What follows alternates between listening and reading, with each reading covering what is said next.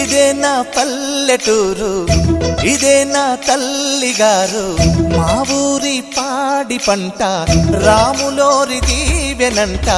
తల్లి గోదావరి నీళ్ళు కడిగె సీతమ్మ పాదాలు, ఊరంతా హాయ్ హాయ్ హాయ్, మనసంతా హాయ్ హాయ్ హాయ్. ఇదే నా పల్లెటూరు, ఇదే నా తల్లిగారు, మా ఊరి పాడి పంట రాములోరి దీవెనంట.